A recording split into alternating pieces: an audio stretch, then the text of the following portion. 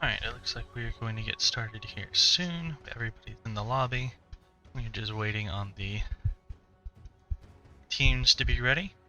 So we will get started in just a couple minutes.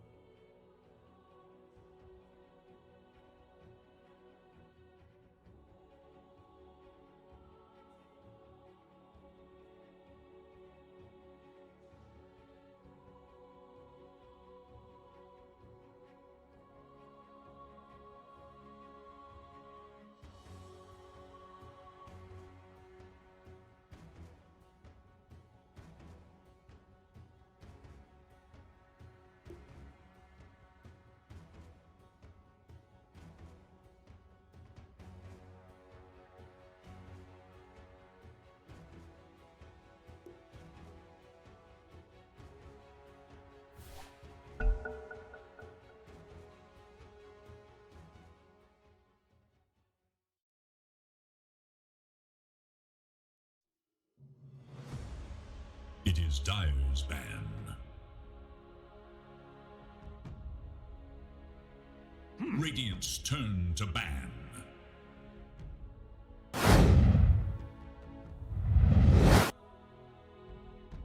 Dyer's turn to ban.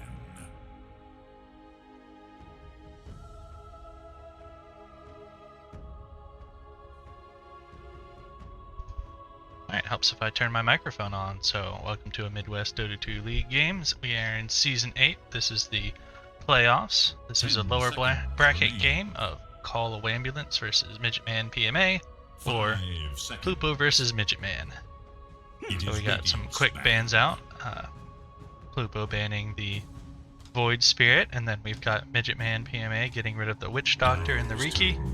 Witch Doctor probably a target ban here against the Radiant, and they Plupo gets rid of the Nature's Prophet while Midgetman goes ahead and picks up the IO. Now IO pretty flexible right now. It could be a cheesy mid, it could be a cheesy carry, or it could just be the support with a good 5 seconds remain. Good hero that goes along with it, kind of like the Gyrocopter, or you can do CK, or some of these other heroes that are pretty strong in the meta, that pretty beefy, they do a lot of damage, and having the IO in there just makes them that much stronger. So Plupo going into reserve time on their first pick, probably deciding what kind of lineup they want to play against an IO team. Dyer's turn to pick. Disruptor. Going with this Disruptor, that's a really good pick. Disruptor is really good at kind of messing up the IO. You can separate him with the the glimpse, you could separate the hero with the glimpse and then pick out the IO. You could drop the kinetic field, 10 seconds remain. glimpse the other hero, drop the ultimate on top of the IO. You can get rid of the IO real quick and 5 just seconds get rid remain. of that big acceleration unit in the IO to take out whoever he is that he's trying to Radiant's accelerate. turn to pick. Midgetman picking up Tusk. It's a strong support right now. Really good as the 4, likes to roam a lot. The tag team is very strong. Really does a lot of damage early. If you've got any amount of heroes that have extra hits, 10 or seconds. anyone just has a low base attack speed, can get a lot of extra damage out of that tag team, especially if you can alternate your hits on the enemy unit. You can get a really good slow combination and keep them pretty much held in with the tag team, stopping their movement speed. You alternate your hits very well. You can pretty much keep someone in place for quite a while with the tag team going. But Axe picked up by 10 Plupo. seconds. This is most likely going to be the offlaner. I don't think I've seen it anywhere else but 5 the off lane. seconds remain. Always a strong offlaner, always something you can grab in the current meta. I don't know if Axe is ever It is really Radiant's out of the turn. meta because of his constant strength. The BKB piercing taunt is always strong. It doesn't matter how good the rest of his abilities are. If you can control someone in BKB, that makes you always an option. Plupo getting rid of the Viper. Doesn't want to deal with that break into the Axe. Axe wants to be able to go in and go ham. Viper stops that with the with his break skill, just dropping it on top of the Axe. Keeps him in, you drop the break, you drop the ultimate on Axe. 10 Axe is just stuck, he seconds can't do his spins. He's pretty much just going to be SOL. Radiant's turn to ban. You see Midgetman getting rid of the Storm Spirit here and getting rid of the Monkey King. Now I did see, I believe it was Plupo. Nope, that was Plupo versus T-Shear. T-Shear picked the Monkey King. 10 seconds. I haven't seen Dyer's turn Plupo pick to up the ban. Monkey King yet. But Monkey King is always a good hero. Everybody should have a Monkey King player on their team right now, and Plupo getting rid of the Underlord doesn't want to deal with that just mobile fortress that the Underlord is, just walking down lanes, spamming his 10 Firestorm, seconds just doing a lot of building damage. You can do some cheesy stuff with his shard. 5 I think it's a seconds. pretty top tier shard that most people don't pick. If you get a lot of if you get just a lot of mana, and then you get the Firestorm extra waves, and then you get the cooldown, and then you get your shard, you can pretty much just walk around healing yourself and doing damage at all times. Oh, let's see who Midgetman's gonna pick. They haven't picked anybody yet. Going into the reserve time here. Thought they would have picked it up while I was sitting there talking about Underlords for like 20 minutes. But we'll see. Ooh, eating about 30 seconds here so far, so they're really thinking about this third pick, trying to make sure they pick something that really ties their draft together. It's gonna throw off the draft coming out from Plupo. Radiant's turn to ban. Oh no, sorry, that was a ban. That's my bad. Getting rid of the Timber Saw, so they don't want to deal with the Timber Saw, so they're definitely going to be doing a lot of right clicks with the Tusk, with the IO. They're going to have a lot of chip damage coming in. Having a 10 Timber Saw really seconds negates all remaining. of that, stops them from being able to get some extra harass in if they wanted to do 5 it. seconds. So if they were trying to do IO Tusk, Radiant tri-lane, choose. the Timber Saw would pretty much be a good counter pick against that. And Plupo getting rid of the Night Stalker. Night Stalker, not always a valued hero by a lot of teams, but he's very strong. The AoE silence is very good. His ultimate, having that flying mobility, is very strong. 10 seconds. Just getting the Ags to get the AoE stun is really good. It's also a good farming item, helps him accelerate really 5 fast. seconds remain. Night Stalker is a top tier hero, whether teams want to consider him or not, so you always got to be careful. Make sure you keep an eye on him or just ban him out like Plupo did. Now Plupo going into the reserve time. Now they're the ones picking up their third pick here. And they're the ones fighting into this IO lineup, so that's still the possibility of a support IO, a mid IO, or a carry IO. Carry IO probably not going to be as strong into the Axe. He can probably pop in, call, get rid of that creep that's going to be pretty much the IO's boots. Ooh, getting the Undying. So that's going to be good against the Tusk and IO. Tusk wanting to roll in, doesn't have a lot of mobility to get back out. Undying, dropping that tombstone, going to really stop him in his tracks, just cause a lot of trash running around. Tusk, not a high attack speed hero. He's not going to be able to eat through that tombstone easily. Which means the Undying, and Tusk is also a strength hero, so Undying is really good against strength heroes. Sapping their strength of a strength hero not only gets rid of their damage, but also gets rid of their HP. Whereas most heroes, it just gets rid of their HP. So we could see this Undying in the off lane with the axe and just causing a lot of problems, or the Undying could go safe lane if the Tusk is in the off lane to just kind of keep that Tusk from trying to go in, because the Tusk's not going to try and go in and get his tag team off if he's only got a quarter of his maximum HP, because the Undying sat there and sapped him the whole lane. It's going to make him play a lot more safe, because he's going to get taken down in 2 hits if he's not careful. So let's see who Midgetman picks up for their third pick. 20 seconds left. Radiant's turn to pick. Death Prophet.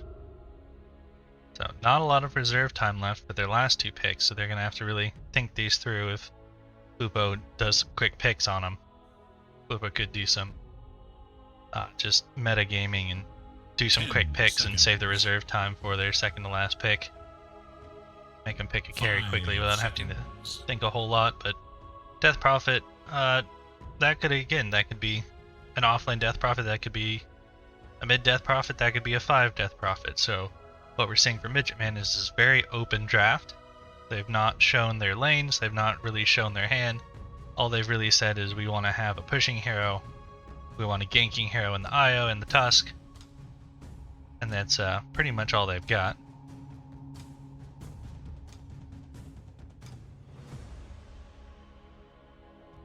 Well, we've got someone in here saying Vision's the best support in the league.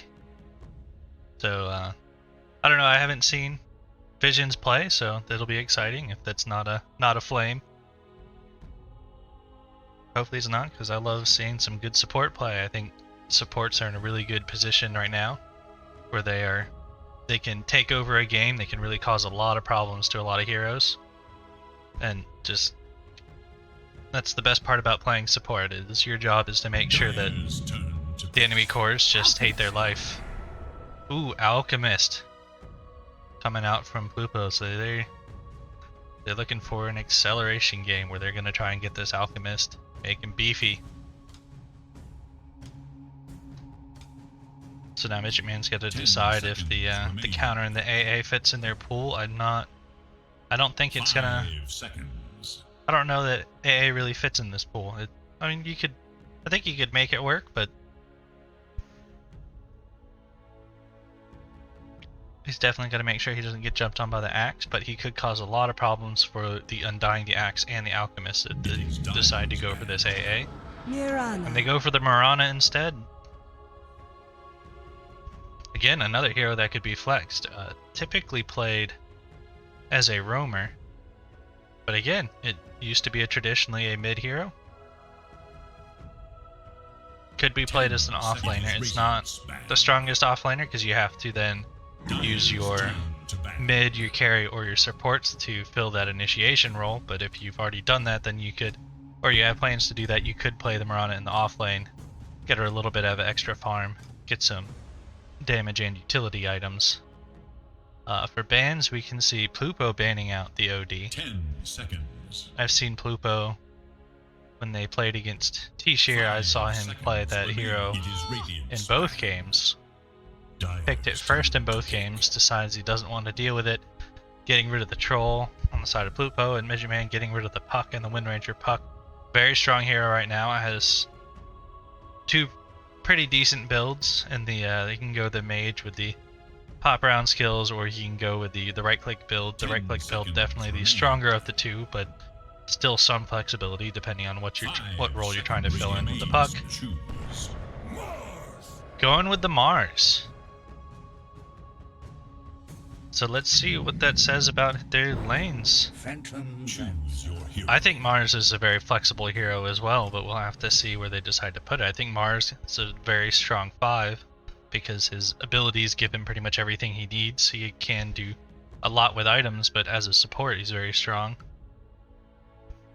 And PL for the side of Plupo. I think there's a decent PL game. There's not a lot of wave clear outside of the Mars here. Alright, Vision's on the Tusk.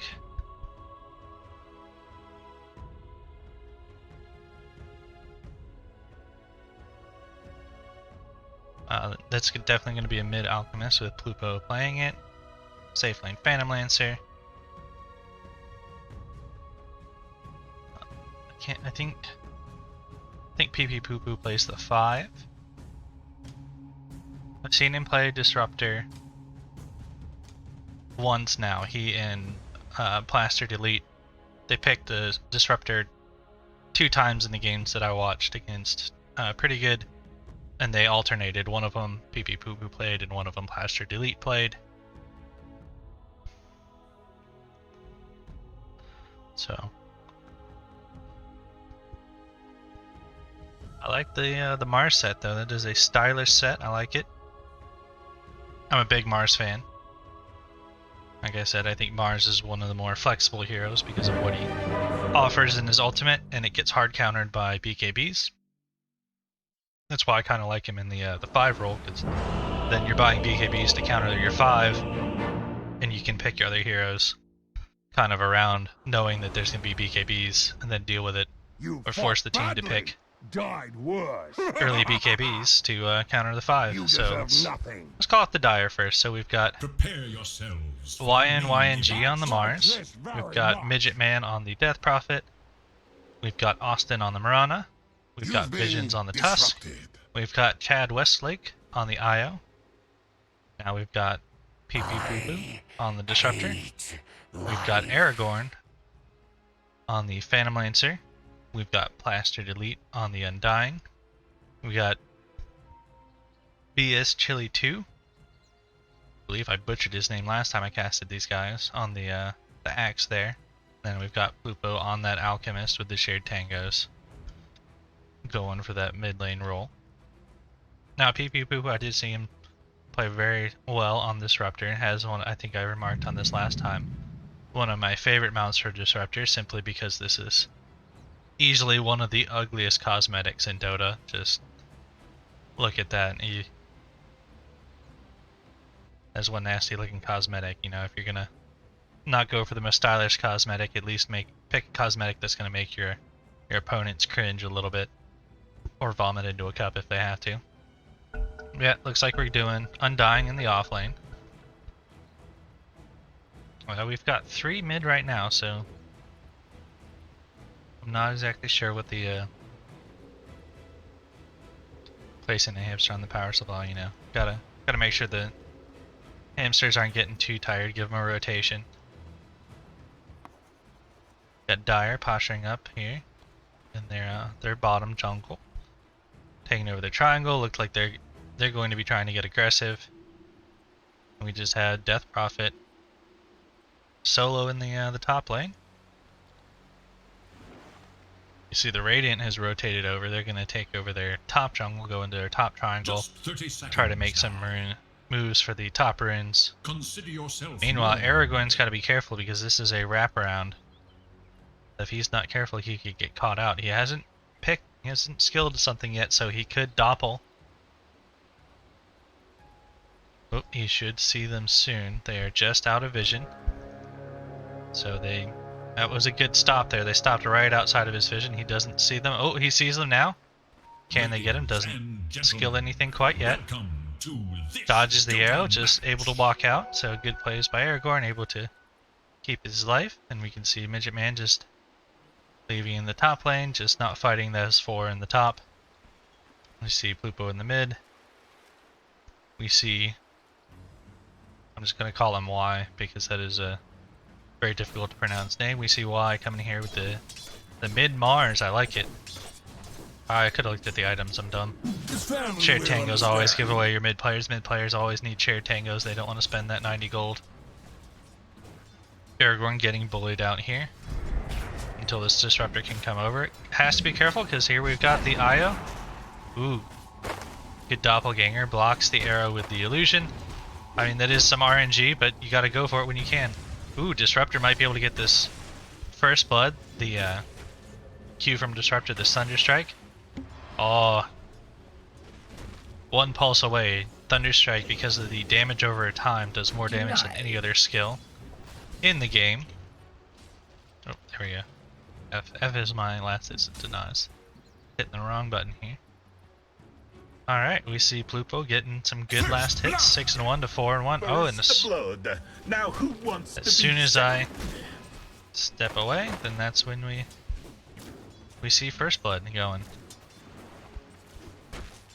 Undying rotated down, and he got killed by the combination here. You have to be careful. Mirana is an agility hero, does have good attack speed early on, and with the tag team keeping people still, you've got 3 people. They're not going to be moving a whole lot. It makes it a lot easier to land those arrows if you want to try and catch someone out. It's already almost full, so not going to get that cancel off. Disruptor, very mana hungry with 130 mana per Thunderstrike, does the most damage but costs quite a bit out of his base mana pool. Top lane, just solo versus solo. Midgetman versus Axe. I believe Midgetman has the edge on this. Axe being a strength hero, going to give a lot of HP over as this Siphon gets more levels. High base HP heroes do not do well against the Death Prophet, as she's able to just use that suck to keep herself alive and cause you a lot of problems on the strength hero. Unfortunately for Mars, not a very good high armor hero. Doesn't want to lose his HP to just casual acid spray ticks and just casual hits that are going to be amped by that extra minus armor. So he's got to be very careful in this lane against an alchemist. He definitely does not have the edge in this trade up, but he does have the most burst, which means he can get in and secure those last hits with his W. Alchemist getting a quick stack, needing the stack for himself, and I have missed 2 kills now. I've got to sit and watch this bottom lane. And of course, while I do that, they're going on top. Triple kill for the bottom lane. They only lose one. Io coming back. But we can see Midgetman killed the Axe top. He does have the 2 points in Spirit Siphon, 2.5 HP drain per Spirit Siphon is definitely going to be enough to make him trade a lot better than the Axe is going to be able to trade. Axe not having a lot of movement speed without using that W. He has 1 point in W, 2 points in Counter Helix. Counter Helix going to be there to burst down the wave, but not going to be able to help him get away from the Death Prophet.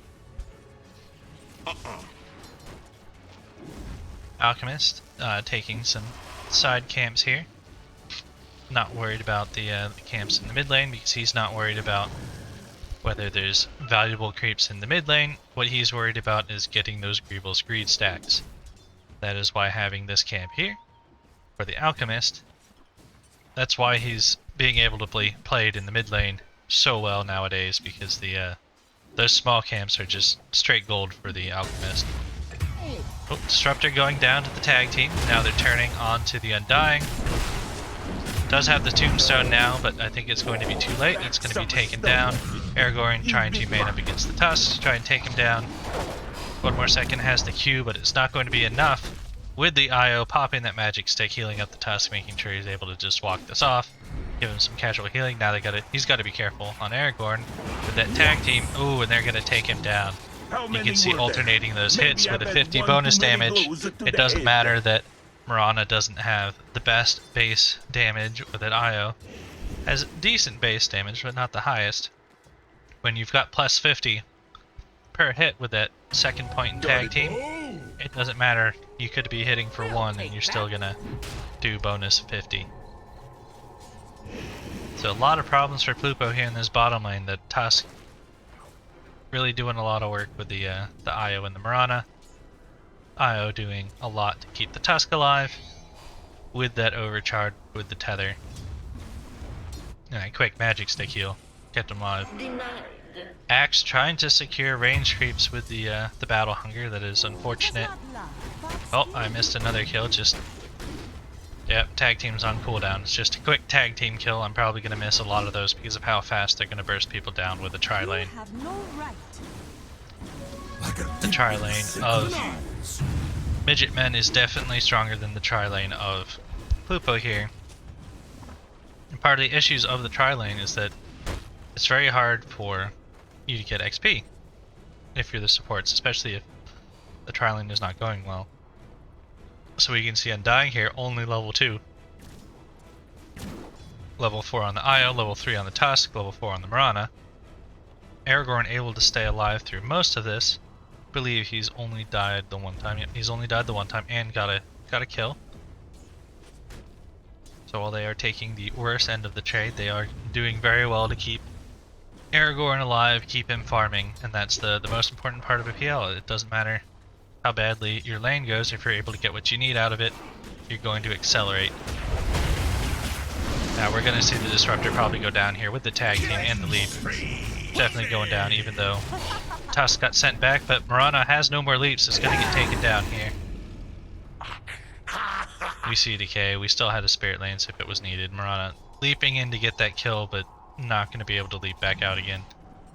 Having all the rest of them on cooldown, and we can see here Axe not able to trade into this Death Prophet. Death Prophet 4 points in the Spirit Siphon has caused him a lot of problems. Having to go Hood or Defiance first item on Axe just to be able to stay in lane, having to ferry out some regen. And if we look at the last hits, 41 on the Mars, 58 on the Alchemist. Let's look at the net worth real quick. We see Tusk coming over trying to take out the Alchemist, but unfortunately Alchemist level 8 with the Chemical Rage, very difficult to take out when you don't have an urn or the super urn to stop him from healing up. That Chemical Rage, 50 bonus health regen level 1, very strong. Oh, we can see camps stacked here. Not even really worried about the Mirana, just ooh, misses the arrow. That's unfortunate. Letting the creeps hitter just do some extra damage while he goes to secure some last hits. Gotta be careful, his courier's gonna go down to the Mirana, but Mirana might die for this. Does not have any more leaps. Axe just gonna go punch through, but he does not have call. Ooh, guesses wrong. Mirana just walking this out, but has no TP. Is just gonna have to hope for the best here. Io getting a little low. They see the scan, they scan top, they missed the scan. That's unfortunate. Mirana gonna be able to walk out. Ooh, almost clips the scan, but doesn't quite get there. Mirana just hanging out. Good ward from the Dire there to try and scout out any rotations to the top, but Alchemist just gonna keep farming. We can see Alchemist 5k net worth to the 3k of the Mars. 2k ahead, that's what you want to see with an Alchemist. Only 1k total net worth lead for the side of the Radiant, but that's gonna be all of your farm on this Alchemist. Radiant's top tower is in danger. With the Tusk rotation and the Exorcism, they're able to use that tag team to kill the Axe. Tusk just doing a lot of work. We can see Arena, Alchemist. Oh, are they gonna get him? Able to get that Chemical Rage off at the last second. They did not have the God's Rebuke up to finish him off in time. Alchemist walking back in, does have God's Rebuke now. Should not have walked back in with that tag team. Now we're gonna see Disruptor's gonna die here. Undying is going to go down as well. Axe coming in, I don't know what he thinks he's going to do. They're trying to make sure they take these stacks. Aragorn is here now. This level 7 PL is going to help the side of the Radiant quite a bit now. He should be able to take down Mars. Mars level 8, Aragorn level 7, just able to walk him down. Mars having used all of his abilities to get those earlier kills. So good turn for the Radiant. They unfortunately lose the Alchemist, but he was able to get his Sacred Relic, so looks like Plupo is not prescribing to the typical build that Alchemists like to do nowadays, which is that Battle Fury. He wants to get that Radiance, making really good time. Only 10 minutes in with the Relic, almost to the Radiance. We should see this at probably between 11 and 12 minutes, he should have Radiance. It's pretty decent timing. If he hadn't died there, he probably could have gotten it just a little bit faster, but 12 minutes is a good time for Radiance on an Alchemist. That's about what you want to see. It's about the timing that you see for like Battle Furies. Are a little bit faster because it's a little bit cheaper, by about 1,000 gold, but getting that good timing. You can see the Spirit Siphon siphoning off on the illusions, able to keep them alive. Does not have that Diffusal Blade yet on the PL here, but he's still fighting. He still has that Blade of Alacrity. The Blade of Alacrity does a lot of damage. Midgetman not able to clear out these illusions very quickly. But the Invis from the Rana gonna help keep them alive. Aragorn's kills the Tusk Courier. And we can see this Alchemist just continuing to farm in the mid lane. We did see Death Prophet got up above the Phantom Lancer there. I think the biggest issue here is this Axe having to go 2 defensive items before he tries to get Blink or Blade Mail or anything else. He is going to not be able to create as much space as he probably wants without having the mobility, because you can see Death Prophet here just going to rotate on him, force him back. But luckily that Hood doing quite a bit to help him stay in lane. It was very much a necessary purchase to help him keep what he needs to stay in lane. Looks like we see Gertrude's Clockwork level 112. Battery Assault does more damage. Mystic Hill while I'm reading chat. It's just the that's just the Undying. Undying is the unfortunate scapegoat in this game. 2 and 5. Oh, Disruptor going down. Another tag team kill. Tag teams everywhere. We use the Axe going on the IO, but IO just going to be able to tether right out. Miranda doesn't have any leap charges, is out. Radiant's bottom tower is under attack. Still have to see. Pops it, make sure you get it, and gets the kill on the Mirana. Mirana not having leap charges is definitely hurting Mirana's game. Only level 1 in the leap. Has max 3 charges, but unfortunately that charge restore time is very high. And I think that's the second or third kill we've seen where Mirana dies simply because Mirana does not have enough charges. Mars able to farm in this mid lane pretty well. Alchemist, having rotated to this bot lane, has the full Radiance now, going for the BTs, so this is going to be definitely a farming Alchemist. He's not doing battle builds, he doesn't want to fight this early, he wants to try and probably cut some lanes, make some more space for this PL. This PL, I believe, could pretty much take over this game once he gets farm. Should have that Diffusal Blade coming on his Courier. Yep, you can see the Robe of the Magi and the Diffusal Blade coming in.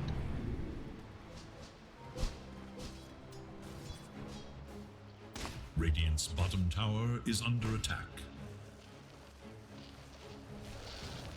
Dire's top tower is under attack. As the BTs, this is going to be a very fast Alchemist. He's just going to run around and farm all of the camps now.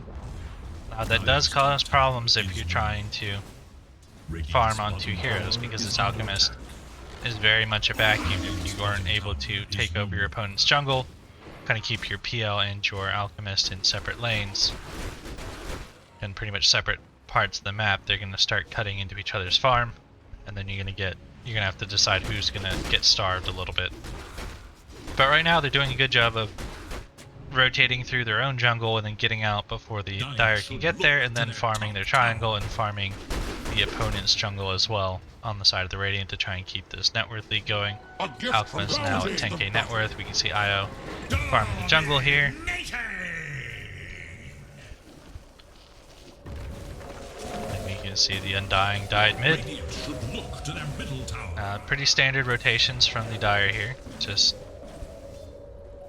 takes the bottom safe lane tower from the Radiant, going and taking the mid, using this Exorcism, Exorcism a very good tool to help you plan the way that your team's going to play, because you pretty much just, when it's off cooldown, you start calling the shots when it's about off cooldown, say, okay, we're going to rotate, we're going to try and make this play. We see an ultimate from Mars, does trap 2 into the arena, trying to take out that tombstone, does get the tombstone.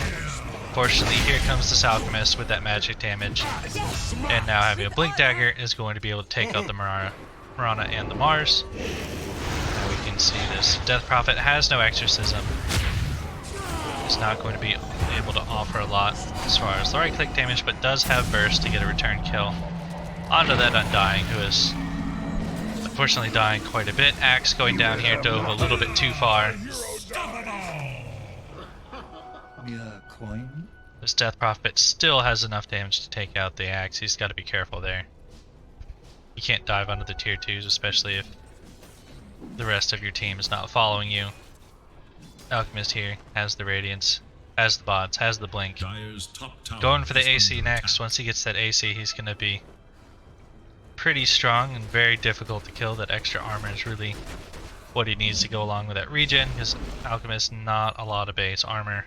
We can see only 5 here right now with the base armor, not a lot of agility gain either. Aragorn farming quite quickly. So what does he have on his courier? Where is his courier? Oh, I missed it completely. So he goes for the hood as well, so worried about that magic damage on the PL. Going for the Manta style. Only has 1 silence to get rid of, so that Manta style, all he has to do is wait for the Death Prophet to drop the silence, get rid of it, and then he's able to just pretty much do what he wants. In team fights, he's going to be very difficult to lock down. That Doppelganger's very good for dodging quite a few spells. So you've got a lot of projectiles. You've got Arrow you can dodge. You've got the Spear of Mars that you can dodge. Undying. Level 80 here, 2 and 7, so he has been the Sacrificial Lamb. But that is Undying's role. He goes in, he pops his ult, he pops his tombstone, causes problems, and is helping his team stay top of the net worth, even though it's 18 to 9. He knows they have an Alchemist. The Alchemist is going to get big enough to carry the game for him, and we can see Exorcism popped. They're going to need to try and take out this bot tier 2 with this Exorcism, try to get the most out of it. So you don't want to just get an Axe. Axe is a good kill. It's a core kill. You always like good core kills. Oh, who's got the bottle? Io's got the bottle. He's going to pick up that regen rune. That's going to be really good as long as it doesn't get popped. It's going to pretty much help anybody he wants. Now we see Hyperstone on the Alchemist. Radiant's bottom tower is Almost done with the plate. No, only 400 gold away. Glyph is now active. Aragorn's still working on this Yasha. Is under attack. Plupo over here just pushing that tower by himself for a little bit, doing quite a bit of damage with the creeps. But now we can see the rest of the Radiant rotate in, start taking the tower. Scanning for enemies. Dire posturing, but we can see the Radiant spot out the Moonlight Shadow and are able to back up Mars. Going forward with the Blink, getting the spear off, but now they got to be careful with this rotation. Plupo dropping the ultimate, stopping them from casting their spells. Io getting stuck, everyone getting stunned. They take out the Mirana, they take out the Io, and now they turn onto the Death Prophet, who is lacking all the tank, but there goes the Tusk. Tusk doing a lot of damage, getting rid of that Alchemist. Using that tag team punch, bursts him down. Now the rest of the Radiant have to be careful. Tusk can do a lot of damage. Aragorn does not have a lot of HP. He's trying to burn the man on the Tusk, but Tusk with the tag team, extra 100 damage on those right clicks, takes him down. Tusk coming into the fight at the correct moment. It was a 2 for 2, but the side of the Dire is able to get the Alchemist as well as the Phantom Lantern. That fight, they definitely traded favorably for their side. I was looking to see where this Tusk went, and I missed the kill onto the Undying, who just is unfortunately going down left and right here. The prize is mine. A gift from the Tempest. But that's kind of that's an Undying game though. Like, you've got these mobile heroes, Undying's not that mobile of a hero, so you got to be very careful where you're positioned. But this Tusk is He's got tag team, he's got snowball, he's got ice shards. He's a very good counter to the Undying, so him getting that kill on the Undying, it's pretty much just, does he see Undying, he can probably get the kill. That's not really Undying's fault. And we can see all the trees coming back from the earlier Mars ultimate. Has the AC now on the Alchemist. I did not check to see if he had it in the previous fight. Phantom Lancer has his Yasha now. Excellent farming skill. Another tag team kill. Just Undying going down to the Tusk again. He's just looking for him pretty much every fight. Alchemist does not have his ultimate for another 7 seconds, so they've got to be careful. Axe going down. Here comes the PL. Doing a lot of damage. They're going to take down this Mars. But they're getting rid of the IO first. Let's see if they... Oh, they didn't finish off the Mars. And there goes the two heroes on the side of the Radiant that the Dire was looking for. This Tusk doing so much work with that tag team. It will take down that Alchemist through his ultimate and getting the PL. Unfortunately, the Radiant missing that kill on the Mars by just a little bit. They were getting rid of that IO, trying to make sure he wasn't going to be able to save anybody and cause any more problems, but Mars, seeing that they're going on the IO, just decides to step out of the team fight and was able to escape.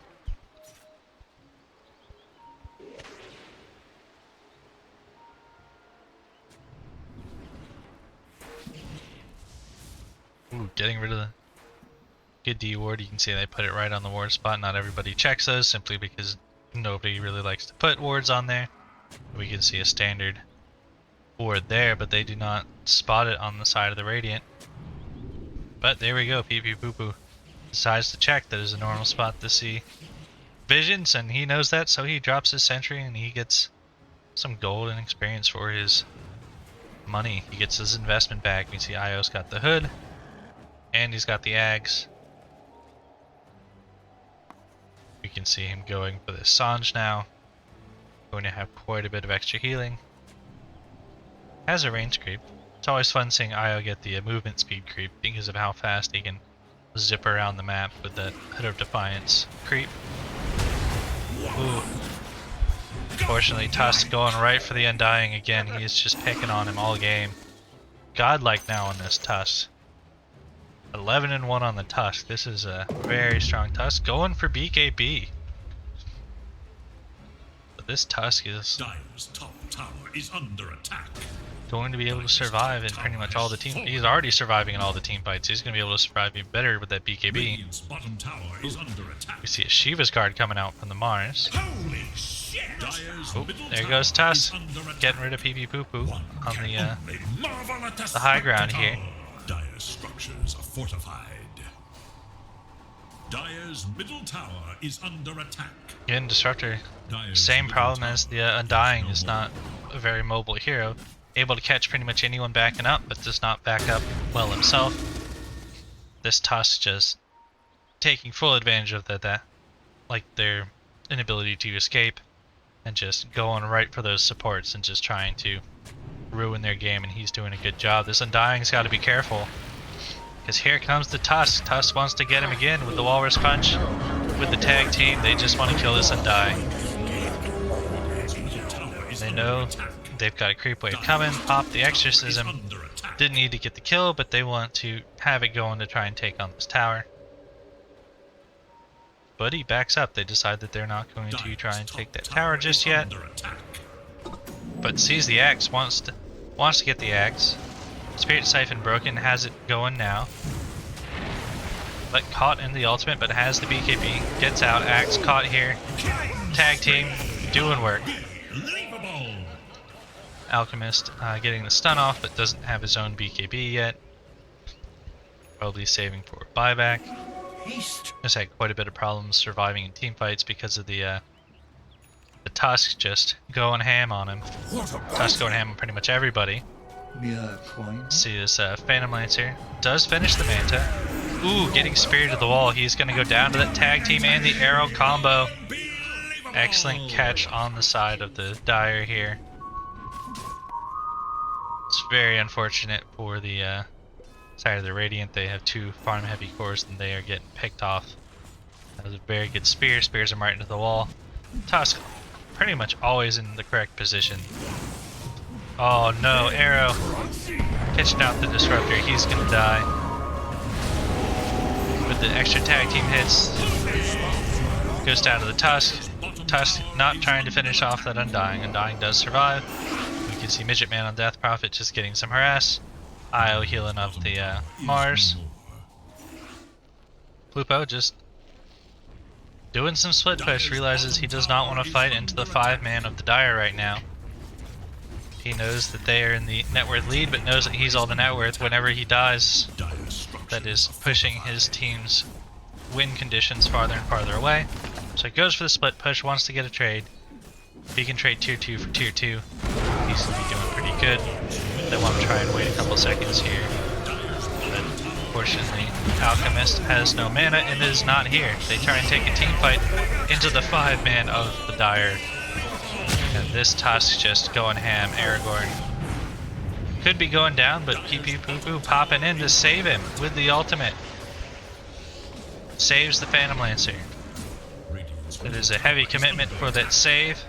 Luckily Stag Storm only 80-second cooldown, so it's a commitment, but he'll have it back up in a minute. They're probably not going to take another team fight for a minute anyway, so knows he needs to save that Phantom Lancer. Alchemist cutting waves, takes that tier 2. They lose the full lane of racks here on the side of the Radiant, but I think that's okay. Oh, my overlay's covering the score clock. I forgot to turn that off. Radiant's top tower is under attack. That's it. There it is. Alright.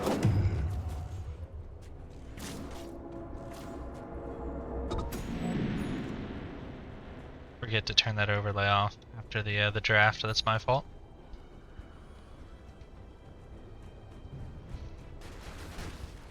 Still has that tier 1 top, so families are using that to try and farm as safely as he can. Needs to get more items. He needs more HP. Going for that Scotty, then going for the heart. I think that's a good build on because it's pretty much his only issue here is just how much burst they're able to put out very quickly. Ooh, Io going down using the that static storm and the kinetic field. Yeah, Radiant going for whatever kills they can try and get, making sure that they don't miss any. DD on the Alchemist. They're going to move into Roche here. You can see Phantom Lancer already in the Roche pit using the DD. Plupo now having his BKB and a bash here, going for the Abyssal Blade. Not safe for buyback, so he bought out for this. But I think this is a good play. Taking the Aegis is going to put his team back into the driver's seat. They're going to be able to take much better fights because there's a lot of burst on the side of the Dire. But what happens when the person you burst comes back to life?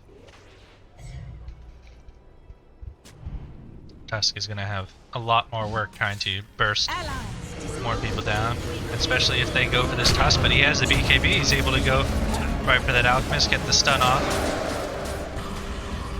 Mars ultimate able to hold Aragorn in, and unfortunately he does not have BKB, so he's not able to counter it, but they are able to take down the Mars. Plupo getting low, Aragorn getting low, but has the Aegis, doesn't care. Mirana killing him with a Starstorm, but he's coming back.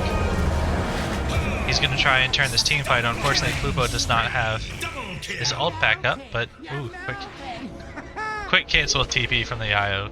Realizes that is not a good fight. Who has the Mirana? Saw the Spirit Vessel out on the Alchemist, that's why he was not able to get his regen off. That the Spirit Vessel going, plus his ultimate being down. Not that it does much with the Spirit Vessel on him anyway. It causes him quite a bit of problems when you can get that good Spirit Vessel. And Dire getting a lot of kills. You can see 9 charges on the Spirit Vessel, so they're going to be able to keep using it for quite a few more fights. We'll take that. Always able to trade at least evenly. Probably didn't trade as well as they wanted that last fight. Alchemist accelerating quite well here. He's got that cleave now. He's got the Radiance and the cleave. Finishes the full Abyssal here. Not saving for buyback, just going for broke here. Wants to be able to lock down. He can feel the game turning in his team's favor as he is now 10k net worth above the next highest person on the side of the Dire, which is this Death Prophet. He did die 4 times. The Tusk was able to find him out, but now it's a lot harder to kill him now. 15 bonus armor, a lot of extra HP from the Abyssal Blade, has the double blink in the Abyssal and the blink stun, so he's going to be able to find those backlines a lot easier. Also Abyssal Blade, BKB piercing, going to help control that Tusk through his BKB. IO just farming here on unsafely, but knows he can get out. Alchemist stunning himself, realizing he's not going to be able to catch the IO, who is just running at full speed with that creep. We can see Tusk here. Ooh, has the enchanted quiver. I like this. You don't often see quiver going on to melee heroes, but bonus 300 magic damage plus true strike means he's going to punch very hard with this 350 crit damage skill. Plus the it's got the 100 damage on there. I wonder what his next skill, if he's going to go for the bonus crit or try to get some control with the Ice Shard, because Ice Shard does stop people from running through. Alchemist just going straight in with the blink stun is taking everybody out with the cleave now. That cleave doing a lot of work. He knew he didn't need to save for buyback with the Abyssal Blade, and the Unstable Concoction is able to catch them in a group, and with that cleave now does so much damage. They take down 4 very fast, and this is the Alchemist problem. You can see this Alchemist net worth. It's way up there. If you don't constantly keep him down the entire game, any decent Alchemist is going to be able to farm quite a bit faster than pretty much anybody else in the game. Ooh. Swift blink coming for the Alchemist. He's going to be able to run around with no boots soon, get even more items. I'd like to see him get the this Berserk potion so that he can keep his attack speed and his healing up pretty much constantly.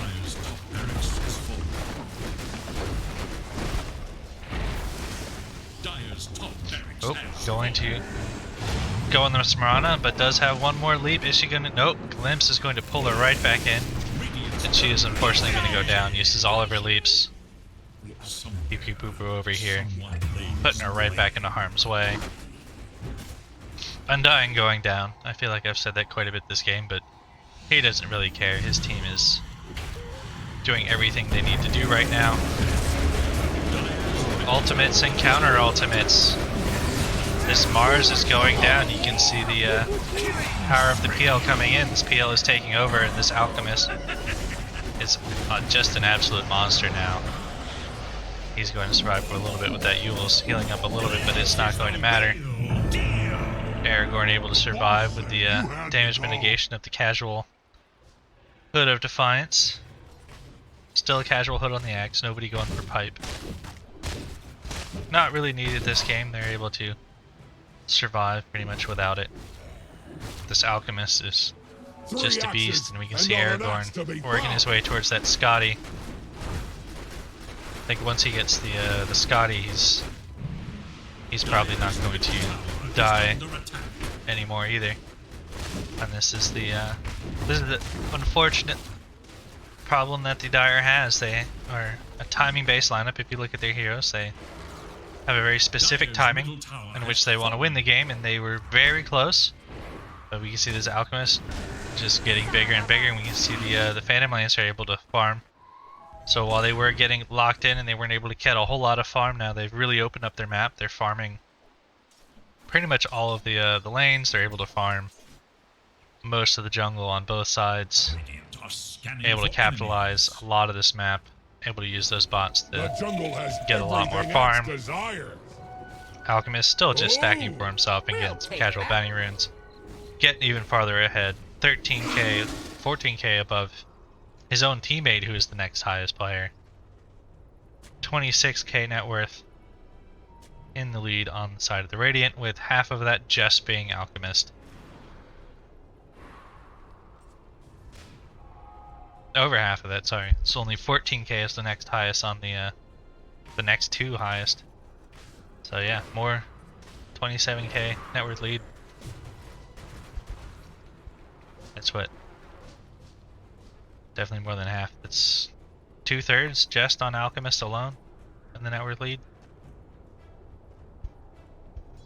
Io going for Heart, almost has it.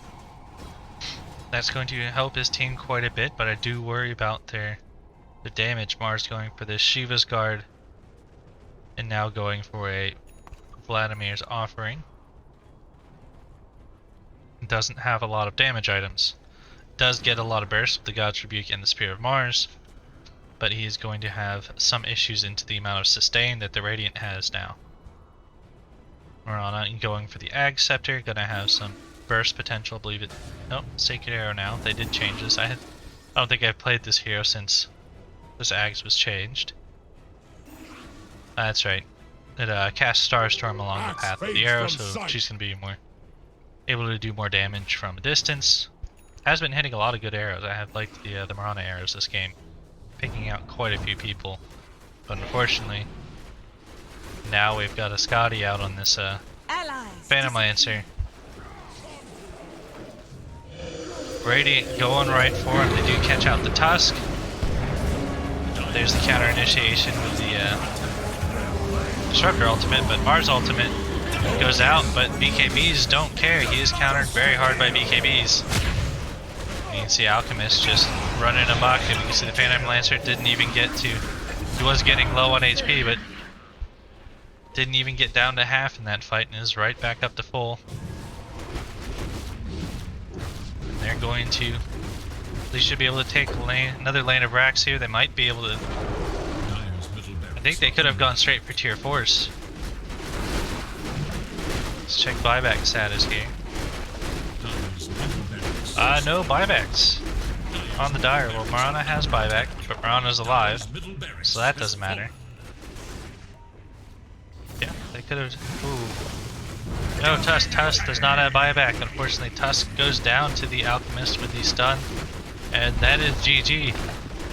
Called by Midgetman.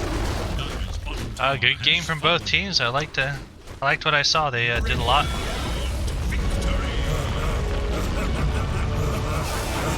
You can see the score of 40-30. That really says a lot about both teams really trying to play their lineups the best that they possibly could. And you can see the earlier on in the game, right before the midway mark, Midgetman almost was able to finish out the game before the Radiant were able to get online. They took out a lane of racks. They were taking very good team fights. They were very strong. The Alchemist couldn't join the team fight and didn't want to because he was just going to go down. He'd be getting killed in all of the previous team fights. Realizes he just needs to keep farming. Keeps farming and is able to accelerate. So I'm going to go to an intermission while the next lobby is set up, and I will be right back.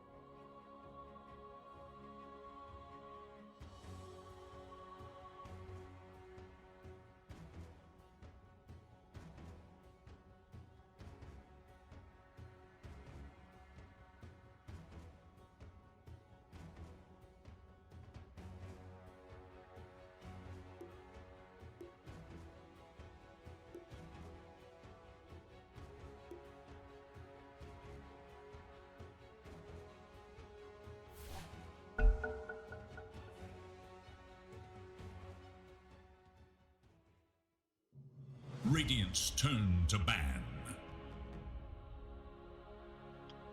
Here we are for game 2 of Midgetman versus Plupo.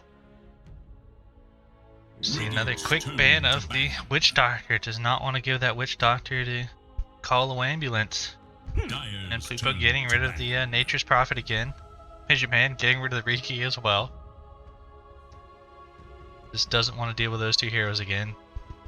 Felt like those two bans were definitely strong. Getting rid of the Earth Spirit now. Dire must choose. On the side of Plupo, I bet Visions probably plays that. It's a similar type of playstyle to Tusk, where you want to run around the map, gank, and cause problems. So that Tusk was an absolute monster. Midgetman PMA going for the IO again. IO did quite a bit for them. 10 seconds. That offlane was incredibly strong for the way that they played it. 5 seconds. Really caused a lot of problems in the early game, but they did have an Alchemist on the side of Plupo, and that was pretty much an Alchemist game. He was farming like a madman, as Alchemists do. So let's see what Plupo wants to go with. Lich, first pick. I don't think no, I've seen Lich in a couple games that I've casted for this league, but not many. Dire's turn to pick. Elder Titan. Spicy. We see an Elder Titan on the side of Midgetman. I like the hero. It's a very fun hero. I like the way that it plays. It's very unique compared to a lot of other heroes. Does quite a bit, and the scaling minus armor and the scaling magic resist can really catch a lot of people off guard when they're not ready for all of their armor or magic resistance to go away. But that Lich is going to help with the percentage based damage mitigation is always strong. It doesn't matter how much armor you have or how little armor you have. 40% damage reduction is 40%. Ooh, Grimstroke. I like it as well. Getting picked up quite a bit nowadays, both in the DPC as well as here. I was watching a game earlier 10 seconds in the league that had a Grimstroke in it today. I believe it was Grapefruit's game. Had a Grimstroke in it. It's a fun hero. It's got some very unique skills that aren't straightforward. Just this does magic damage, this does stun. He's got some slows, but has some scaling magic damage. So skill shots. He's got the E, which is somewhat of a skill shot because you gotta pick how you play it. You gotta stick your ally or stick yourself in the proper position to hit that good AoE stun. Let's look at the ban. So Midgetman getting rid of the Timber Saw again. Another good ban. Didn't want to see that again this game. That definitely would have countered a lot that they wanted to deal with, and gets rid of the PL, so they know that PL was also one of the issues that they had to deal with. Plupo getting rid of the Death Prophet, realizing that Death Prophet was a lot of the issues that they had to deal with early on and really caused them a lot of problems with the way that it could tempo. Midgetman getting rid of the Alchemist, realizing that both the PL and the Alchemist were the sole reasons that they didn't win that game. Because they had PL problems late game, and they had Alchemist problems pretty much the whole game with the way that he was farming, and Plupo getting rid of that. Night Stalker, again, realizes that it's a very strong hero, especially after having just watched Midgetman play. I bet they probably play a pretty mean Night Stalker, because the speed at which they play and how good they are at playing around timings. That hero could probably do quite a bit for them. Dire's turn to pick. So I thought I had to sneeze there. Then getting rid of that Puck, another strong hero that they just don't want to see. Puck, always a very strong hero that's going to cause a lot of problems.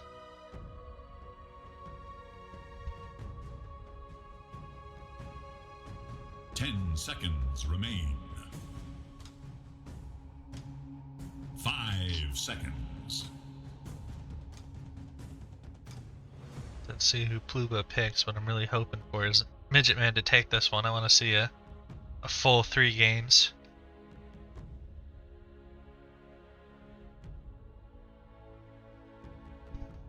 Felt like both teams, they did quite a bit in the previous game, so I'd like to see them go for all the rounds that they can possibly go in this matchup. Radiant must choose. We can get 3 really solid games. Ooh, going for the Viper. It did not get banned out this time. Dire must I believe they banned it out in the last game because they didn't want it to cause issues for their axe. But picking it up now inside of Plupo. Break, super strong. Not many heroes have a break. Some of them, like the Nyx Assassin, had it removed from their toolkit, so now Viper's Anti-mage. the de facto breaker.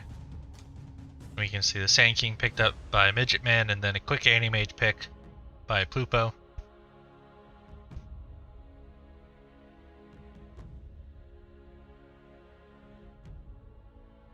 Ten seconds. I wonder if that's an offlane Viper. 5 seconds I remain. think it's got. I think it could team up with either the Lich or the Grimstroke to cause a lot of problems in the offlane, just with constant harass. So don't. Well, Grimstroke could also be played mid, so it could be a support Viper. I've seen some mid Grimstrokes a lot recently. You can really, if it gets a good snowball, you've got a good Grimstroke player, it can cause quite a few problems in the mid game. I'm not really seeing how well it scales into the late game, but he does always have that Dark Portrait. He can just grab your opponent's strongest hero and turn it against them. And the Leash, Double Silence, AoE Stun, those are always strong skills. It doesn't matter what point of the game you're in. Catch somebody out with those, reduce their ability to run around. It's always going to cause problems.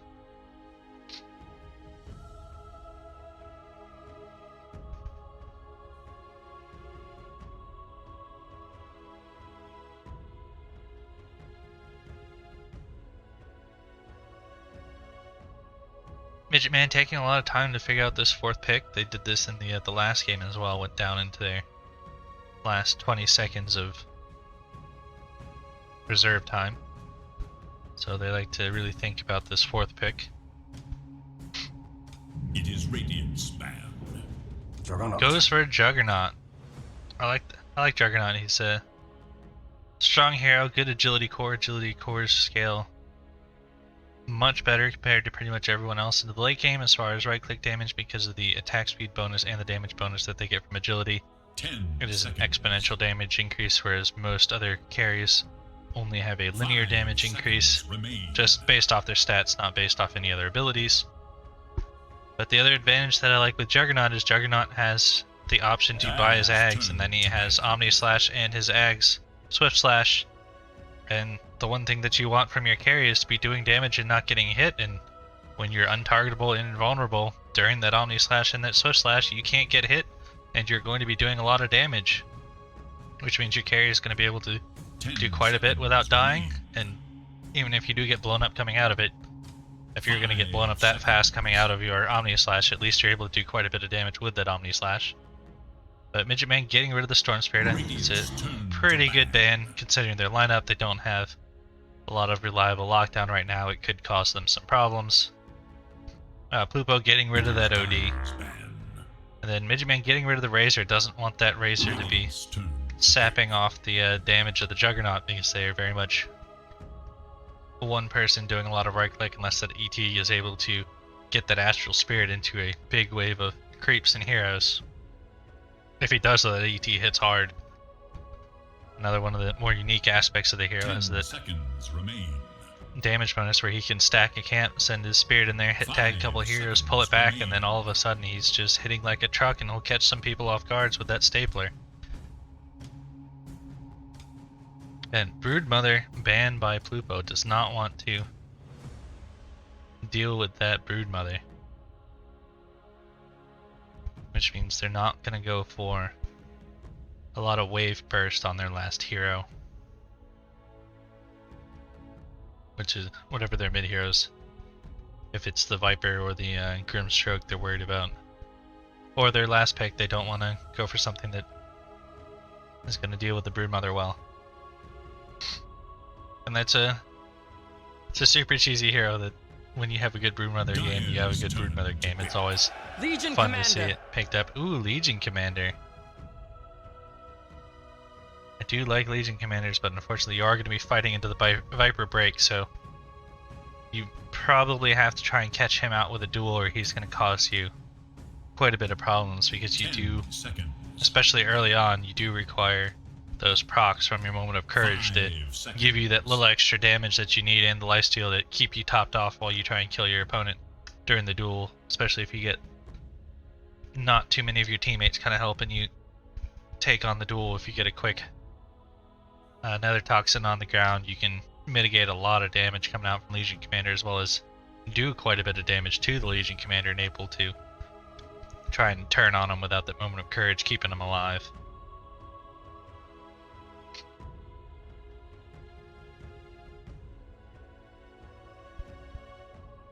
So we'll see who Plupo decides with their last pick.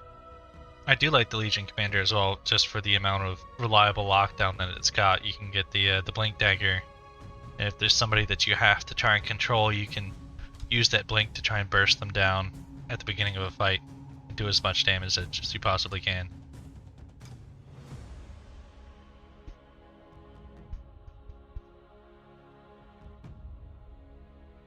And if you're not able to burst them down, you have really good setup for the ET combo as well. You can do the stomp into the Fissure right out of that Legion Commander ultimate, so you have strong setup. And Plupo going for a Wind Ranger. Upon the battlefield today. I'm a huge Wind Ranger fan. I've played too many games of that hero, even when it's not good.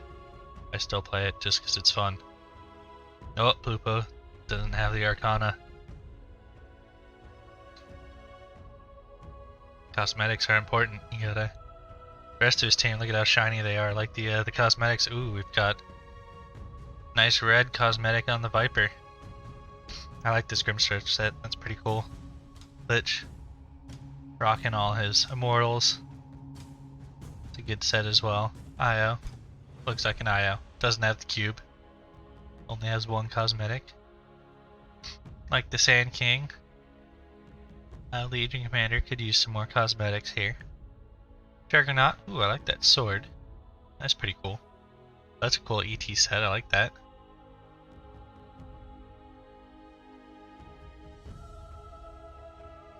Yeah, I think Dire's winning the cosmetic war. They just in sheer particle effects. You gotta go for the particle effects. It's important. Doesn't matter if you win or lose. You gotta look good doing either one of those things.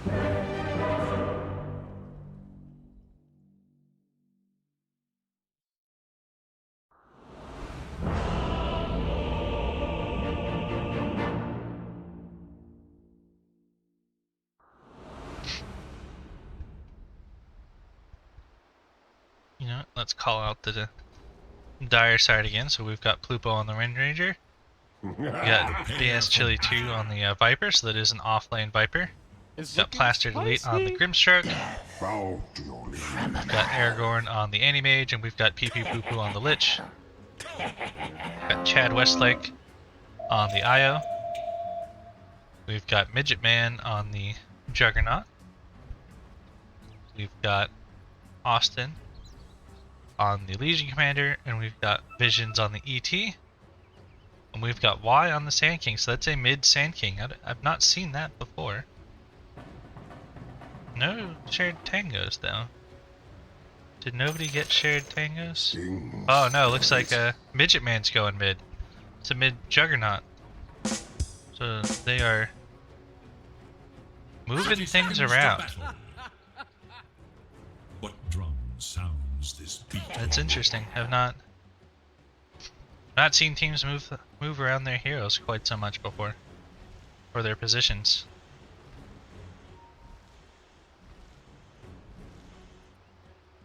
I like it. I like to see flexibility. I like to see spice. Those are both flexible and spicy. Ooh, Aragorn going to dodge the quick gank. Doesn't try to go for the rune. Doesn't want to have to get that blink as early as he would have had to if he tried to go for the rune up here. They're able to secure it on the ET. It's 6 feet down. That is...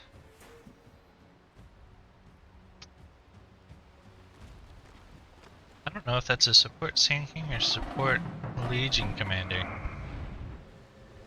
I know this ET is definitely support.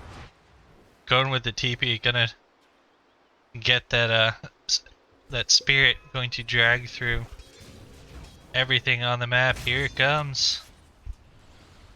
Oh, ooh, clips one of those.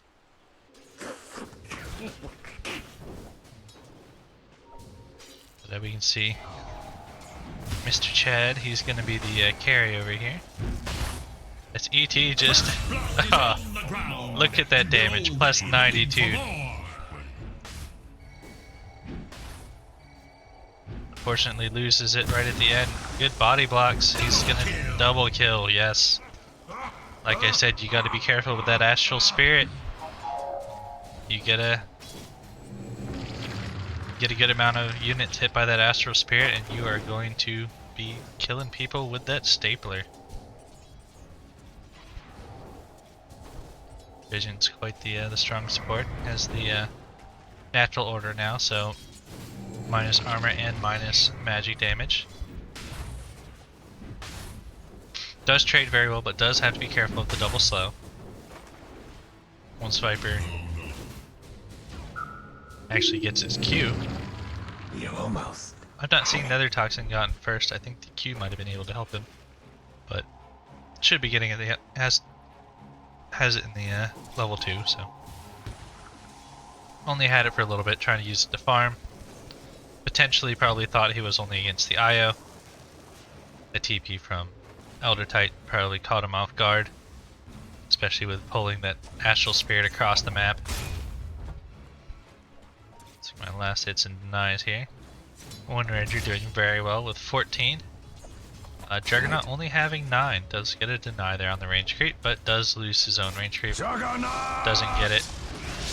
And the Windrun just going to be able to walk right out of it. Now, I didn't talk about the Windranger versus Jug matchup. Windrunner does quite a bit against Juggernaut because of the effect of your ultimate. If he's spinning, you just pop the ultimate, just ignores spin and you don't care. Because the ultimate pretty much stays on through everything. He can Omni Slash, and as soon as he comes out, you'd still be focus fired on him. Focus fire, one of those interesting skills. If you pop it on somebody who has an Aegis, or if you pop it on Wraith King who has a reincarnate, if you kill them quickly enough the first time, your focus fire does not disappear when they respawn or reincarnate. So you can kill someone through Aegis twice if you have enough damage in the duration of a single focus fire. So we can see why here. Most likely the offlaner here contesting against the Animage.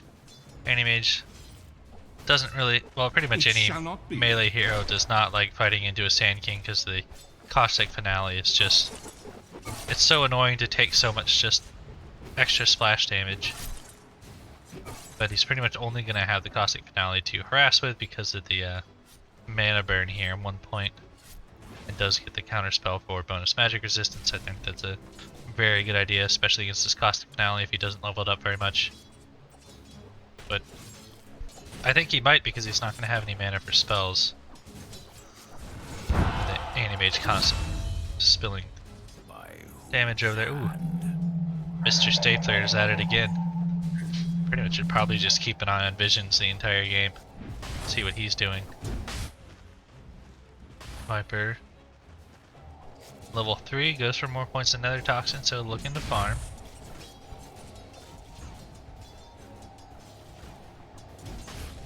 Mid lane pretty much evened out here between the Juggernaut and the Windranger. I don't know if the Juggernaut's just left to spin down camps and that's why he's catching up in last hits. Level 5 to level 5, so they're pretty even.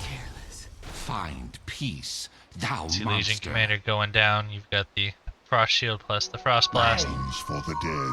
Get aggressive around the rune times. You want to be able to take those down. See, neither of the supports rotated mid to get those power runes at all. But see the just an invis rune. Windranger might be able to get something done. Bottom now with his focus fires. sneaking away down, but now that she's missing a wave of creeps, they definitely know that she's off map, and they're going to probably back up here. Yep, you can see IO backing up. Dire's top Wave is tower pulled, they're is going in to be danger. very safe here. Latch not going to connect to anything, focus fire going out, Should but look to their bottom tower. nothing to latch onto from that angle. Anti-Mage doing quite well with 25 last hits top. Radiant's bottom tower Does is have in his danger. ring of health, so he's gonna be able to sustain pretty well. See, they're pulling the they're back landing now with the Sand King and the Legion Commander, Dire should look to their middle tower. trying to make the Anti-Mage last hit under tower, but Anti-Mage having a very good attack animation. It's pretty easy to last hit with Anti-Mage. His animation's good, his damage is pretty good early. It's not that hard to last hit with him. Your biggest issue is other people hitting you, There not you is hitting little creeps. hope for Dire's middle tower. But unfortunately, siege creeps difficult to take down, but they do have the Burrow Strike. Legion Commander's got to be careful with a full mana pool. Anti-Mage is going to do quite a bit of damage, but has 3 points in Blink, only 1 point in Mana Break. It's not going to burn through too much of the Legion's mana. Has it Blink so that he can stay safe, as well as, I'm sure, accelerate pretty quickly around the map. Again, I should have just been following Visions this whole time. Visions, absolute monster. Beating down that Viper with a stapler again. 2 points in the Astral Spirit. Doesn't have this camp stacked at all. It Dire's middle doesn't tower seem to is matter. under attack. If you get like a good stack on that camp, you can get a lot of cheeky damage out there. Plupo making a rotation top. Not able to connect with this rotation either. Very unfortunate. This will do nicely. Radiant doing a very good job of just dodging his ganks. It's the second gank that they've been able to dodge by this Wind Ranger, where they just weren't around to get caught out. Juggernaut farming the jungle, takes the There mana is ring, little hope for Radiant's middle sends tower. back the telescope, not telescope, I forget what it is called. Keen optic. It's not going to have his critical strike in that Nether Toxin. Nether Toxin level 2. But he's going to be pretty much fine against this Viper who's only level 4. Viper's going to have to play pretty safe. Plupo now bottom. Not connecting on any kills there. Trying, as this Javelin wants to connect with a kill here. Dire's courier has been killed. But they gotta be careful. Here comes the almighty stapler from Visions. Ooh. Juggernaut going Dire's deep for those courier courier has been kills. killed. Almost gets Radiant's Anti-Mage middle with his tower is under attack. Omni Slash, but Anti-Mage, if he has his blink up, is going to be able to blink out, or if he doesn't die during it. With so many points in it. Only 9 seconds, he's going to be able to escape pretty easily without having the duel there, but Legion Commander only level 4, farming the jungle. They are able to get quite a bit out of the map on the side of Midgetman, because they have this Legion Commander using that moment of courage. Overwhelming odds and press the attack is going to get quite a bit out of these creep camps when normally supports aren't going to be able to take those. Meanwhile, Sand King has his Tranquil Boots, has his Sandstorm, has Burrow Strike. He's going to be pretty fine in lane against an Anti-Mage. Not going to be too worried, especially when Radiant Anti-Mage should is look to their middle maxing tower. Blink instead of maxing his Q. And Mr. Stapler down here just beating on some creeps, but Dire's unfortunately no top creep tower camp is there under for him to attack. stack some extra damage on. Primordials willing. Only 104. Dire should look to their Ooh, top unfortunate. tower. No shack connection, but they are diving for Visions here, but no focus fire either, so quick in and out for them, just not There committing is too little far. hope for Dire's middle Omni tower. Slash is up, and there is a Invis rune. Ability. See if Juggernaut wants to do anything with this, or if he's just gonna continue Dire's to farm. top tower is under Nobody's attack. really in a good position to get ganked on the side of the Dire. Plupo having that wind run is going to negate quite a bit of damage. Is spotted out by Io. Io does have this ensnare. So he could... You're not going anywhere. Oh. Has the ensnare, but it can also get caught out. You can see that Javelin doing quite a bit of damage. Does dodge the power shot. Ooh. He did so much damage, his Omni Slash might have been able to kill him in time. To their top tower. As he was hitting pretty hard there onto the Wind Ranger. Dire structures are fortified. Grimstroke TPing top, just messing with the Sand King. Anti-Mage just continuing to farm. That should be 2 pieces. Yeah, he's got 2 pieces of the Battle Fury at 11 minutes in, and 300 gold. He's doing fairly well. Loses his towers, probably going to switch bottom, but he's got to deal with a level 10 Juggernaut who was in the mid lane. We see Plupo in the bot lane now. Doesn't have focus fire, but still has that Javelin, almost has the Maelstrom.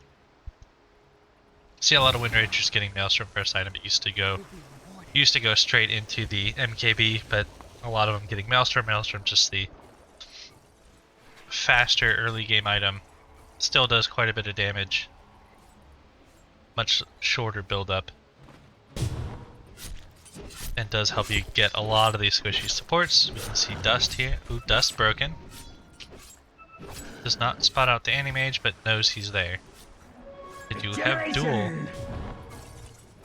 Radiant's middle They tower are going to have a difficulty catching him. Stomp off the mark. And you gotta be careful because that counterspell is not going to stop the duel.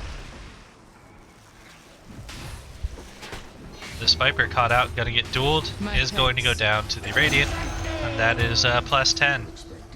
But while they're making that gank, they see all 4 heroes, so they know this Juggernaut's by himself. We can dive under tower. We don't need to worry about it. Just once you get into this area with all those trees, you gotta be careful because Wind Ranger's got plenty of things to latch to once you get into the tree juking spots. Doesn't matter if you juke out a vision. Once she throws that shackle, it's gonna latch to something if you're in here trying to tree juke.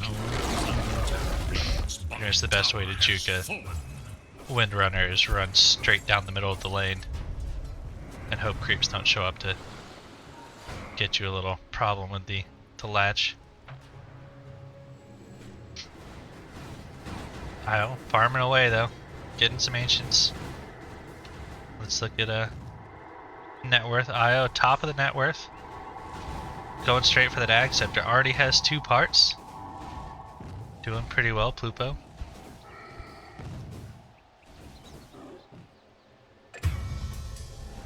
Oop. Busy looking at net worth. I didn't see the quick kill. Does catch the Legion Commander. Or they're going to be able to get this Elder Titan. Is probably going to take out just to the overall magic damage. It doesn't even try to... Has no TP. Couldn't have TP'd if he wanted to. Gets the stomp, but knows it's not going to be enough to save his life.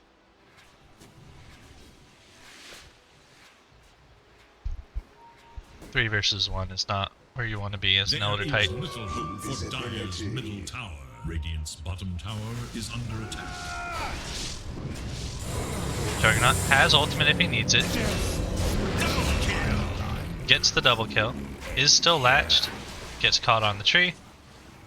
Plupo does not have the focus fire. Is not going to be able to probably take down the Juggernaut without that focus fire, but is going to take down the Sand King.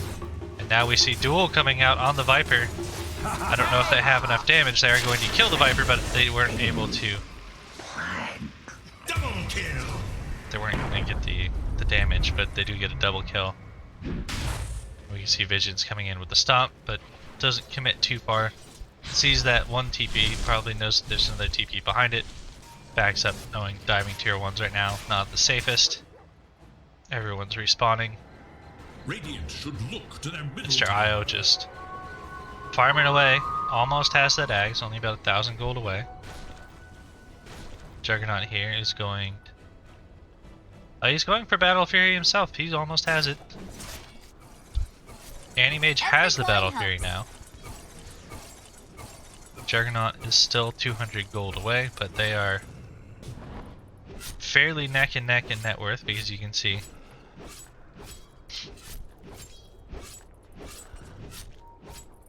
Juggernaut finishing off these phase boots, power treads on Aragorn. It also has the full wand on the side of the Juggernaut. Aragorn just having 2 iron branches, so that's the difference in the net worth is this wand, but does have the Battle Fury now finished on both sides. Animage has his. Juggernaut's is on the way. So both of them around 16 minutes, so doesn't matter if you're at 60-minute Battle Fury, as long as both people got it, you're doing pretty well. Nobody's going to be accelerating faster than you. The big issue is if you're both Battle Fury heroes, neither of you gets it, but a quick latch and a focus fire takes down the Legion Commander who was tied to the Sand King. It's going to be an issue with the Soulbind plus the shackle shot. ET pulled forward, Sand King is spotted out and silenced. Juggernaut jumping on the backlines, only able to get one. That's unfortunate. The bounces weren't able to keep going. Going to spin onto the Wind Ranger, but probably not going to be able to cause enough problems. But this fight is lasting long enough that Legion Commander is coming back in. Legion did not get anything off, so still has the duel. So if he can catch anybody, remember, Counterspell doesn't do anything to stop duels. Counterspell casts the spell right back. Ooh, catches the Lich, is going to get plus 10 here. Just barely, because the Lich ultimate does get off before the duel went. Almost kills the Juggernaut, but Plupo able to finish it off with the focus fire. Latch onto the Elder Titan, and here's the silence. Animage jumping forward. Just going to kill that silence on the Phantom from the Elder Titan. Does get rid of it. Sand King trying to deny the tower, but isn't getting it. Net worth lead now on the side of the Radiant. Kill lead on the side of the Radiant as well. You can see the once they got this Maelstrom on the Wind Ranger, they're able to play a lot more aggressively. Almost has the BKB finished. Anti-Mage joining the fight, but has the Battle Fury, so probably wants to farm for a little bit now. They kill the Juggernaut, which is the important part, because Juggernaut has a Battle Fury. These farming items are exponential increase items. Once you get them, you want to be hitting creeps. You want to grow your net worth exponentially. Every second you're dead, once you've bought that item, is worse than if you weren't going for that item. And there goes the focus fire on the Elder Titan. Is silenced, is going to go down. There's no way that he survives, and with this nice sentry right here, gonna take out the Sand King as well. 4 versus 2 is not the way you want to try and take that fight, especially not when you have these quick Phantom's Embrace to stop the Elder Titan from casting pretty much any of their abilities, and the Shackle Shot's doing quite a bit. Io has his Ags now, so while the net worth leads have switched for the individual heroes, Io's got his Ags. He's going to be able to do quite a bit more in fights, has the plus 35 damage. Radiant should look to their middle tower. So that's who they've been missing in these fights. Io has not been joining these fights. Now that he's got these Ags, he's probably going to get ready to start joining some of the fights. Juggernaut, most of the way to his Yasha. Has the Yasha on the Anti-Mage. Anti-Mage almost 1,000 net worth ahead of the Juggernaut, just off that one death. Like I said, these exponential farming items, if you're able to kill your opponent who has a farming item and you have your farming item when you're neck and neck, you're going to get quite a bit ahead in a very short amount of time, and that's what we see. This Anti-Mage, especially because Juggernaut does not have this blink. Anti-Mage has this blink, is going to move around the map a lot faster. Juggernaut still using the Possessed Mask. Anti-Mage having this crit is going to take down creeps just that much faster. He's going to be the faster farmer in a straight farming race, just because of his overall mobility. Juggernaut struggling to find creep camps, but he's got to be careful. Here's this Wind Ranger. Wind Ranger has BKB now. Going for the Ags, wants that ridiculous amount of move speed that Windrun's going to offer. Going for a playmaking hero, not going for straight damage or farming on the Windrunner wants to make plays, make space, knowing he's got this Sandy Mage who's gonna get fat as long as he's got space. Radiant with a smoke going into the mid lane. They want to try and get a duel here, but now they've got the blink, and there's the dual target. That's plus 10 damage. But they gotta watch out. There's this Lich ultimate. It's doing so much. Focus Fire out on the Juggernaut. Like I said, use spin, but Focus Fire just does not care. Focus Fire takes him down. And that's that Wind Ranger against the Juggernaut matchup. If you Focus Fire him, it doesn't matter. Going for this Io here. Io is the top net worth on the Radiant. If he's able to take him down. He's got to be careful. Here comes the Legion Commander. Does have those 3 dual victory wins, but not going to be able to fight into this Anti-Mage. Anti-Mage, very strong. Wind Ranger going to be able to kite out this Legion Commander quite well. Did have the duel up, but obviously Anti-Mage burning all your mana, you're not going to get any duels off. But he saves the IO, that's the important part. He's got to save his carry IO here, who is going right into the BKB. Recognizes that the magic damage caused the problem. That was a great Lich ult. Pee-poo poo-poo getting that. They know that the Viper was getting jumped on there, knowing that they're going to get the dual victory. Chucks the ultimate in, just says, okay, I'm going to do as much damage as possible so that the rest of my team can clean up, and they cleaned up. Almost to the BKB on this IO now. Going for S and Y on the Juggernaut, I like it. Big S and Y fan. If you don't have a silence that you can that you have to get rid of, you just attack the creep from the Grimstroke if you really need to get rid of that silence, so you don't have to use the Manta Illusions. You don't have to Manta off the Phantom's Embrace if you don't want to, and S and Y just gives you a lot of survivability with the bonus HP that's going to give you in the lifesteal bonus and the HP regen bonus. And most importantly, status resistance. Not a lot of items give you status resistance now that it was removed from the Satanic. Io's creep just hanging out by himself, scouting out. Io not moving very fast without his creep, but it doesn't matter, he's just farming camps. Game's kind of slowed down a little bit. 4K net worth lead on the side of the Dire. Bursts down his mana, but we can see the rotations coming in. There's the duel. Oh, that is very unfortunate. The duel did not catch out the counter spell. It was the Juggernaut ultimate that got caught out. Anti-Mage doing so much damage there, using the Omni Slash against the Juggernaut's team. That is unfortunate. Order of operations on your abilities matters. You have to get that duel off before you use the Juggernaut ultimate, because if you don't, that is what's going to happen. That was good fingers by the Anti-Mage, popping that counter spell, knowing that if they cast spells in the wrong order, he's going to be doing a lot of damage, and he does. He's got the Battle Fury as well, so Omni Slash with Battle Fury is super strong. He's got a good attack speed. He did so much damage in that team fight. That was very unfortunate. It was such a good play by the side of the Radiant. Just one little mistake and the team fight is pretty much over right as it starts. But that is Dire firmly in the driver's seat now. 9k net worth lead, that Anti-Mage accelerating really fast off the back of those kills. Grimstroke growing down though. Did not get the dual kill, they killed him too fast. No dual kill. Probably wanted that duel, but might want to save it for trying to catch out this Anti-Mage. Did not have vision of it, but they are under all of the Dire wards, so Dire knows exactly where they are. Legion Commander just checking the Roche, way out in front of his team. Doesn't have any items queued up. I like to see Battle Fury, Blade Mail. I like Blade Mail on Legion Commander, especially like if you're not doing all that much damage, but if your opponents do a lot of damage, that Blade Mail really accelerates getting those kills, and then you're not as reliant on your own team.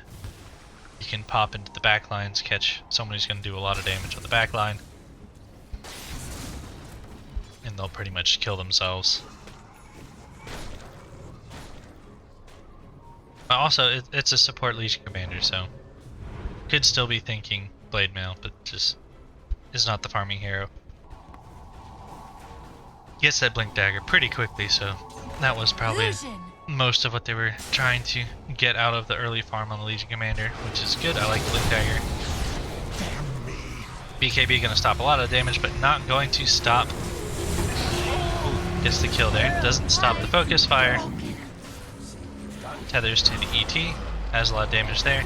Kills off the Lich quickly, but there goes the IO with the Anti-Mage bursting him down. Ooh, bashed by Roche. Roche doing most of the work for that kill for the Sand King. The Sand King under this ward here is going to go down. Ooh, nice dodge. Blinks to the high ground, both of them TPing out. Good little sidestep there by the Legion Commander to escape. It started out with a pretty good fight, but Anti-Mage able to come in late after the duel is able to cause a lot of problems, has the Manta Basher. Typical Anti-Mage build, nothing too fancy. Regeneration. Yep, just finishing off the Abyssal Blade. Buys the recipe, sending it to the secret shop to go pick up the rest of the Abyssal Blade. Standard stuff here, just gonna go ham with the Blink Abyssal. Yeah, see if he had Abyssal right there. Oh, with a good lucky bash there. Just didn't get the guaranteed stun, but just gets him with the casual RNG stun. 25% chance. Yeah, Vision's not happy about that bash. That bash was right at the last second before the stomp that he could have just walked away. Juggernaut going for the bash, but now we can see Jug 7k net worth behind this Anti-Mage after the last couple deaths in those team fights.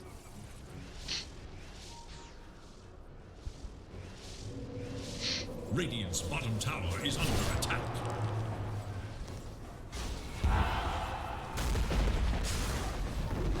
Sand King with the initiation is going to catch out the Lich there, but Anti-Mage just taking down Legion Commander before he can lock him down. Jug spinning here, does not have his ultimate up yet, so has to spin and run away. No focus fire onto him, so he is able to survive. If that focus fire went onto him, he would Dire's middle tower absolutely be is dead there. under attack. But Anti-Mage's just gonna leave. Has the Abyssal, just he can wait it out. If they charge onto him, they've got to be careful. Juggernaut does have the Omni Slash, but if they get a quick Abyssal with focus fire, they might be able to kill him during the stuns, because he's not going to be able to spin. With the Abyssal, they could set up a shackle shot, 3.8 seconds. Plus the, I believe it's 2 seconds here. Yeah, 2 second stun on the Abyssal Blade. They could easily take him down to 6 seconds with focus fire and the Anti-Mage. But they didn't turn to get the kill. Ooh, we see the Blade Mill queued up now. The Legion Commander just getting a couple small items before going for that Blade Mail. Has 50 duel damage. So is getting those duels, is not surviving very long after the duels, but is getting the duels and getting the duel wins. Unfortunately not catching that Anti-Mage, but Anti-Mage might be able to kill Legion here. Legion at the bottom of the net worth here, 4,500 net worth. Has to be careful now. If you catch out that that Anti-Mage, he might actually be able to kill you during your duel. Everyone TPing mid, the IO is getting jumped on here. Has to be careful. We can see this Ag Wind Ranger is just... It's so difficult to deal with how fast those charges of Wind Run come up. No MKBs. So there's just a casual tower here by the Dire. Just moving around, taking towers, taking mat. Just I'll take that as tribute. taking over the game. 13k net worth, 26 to 18. So this is a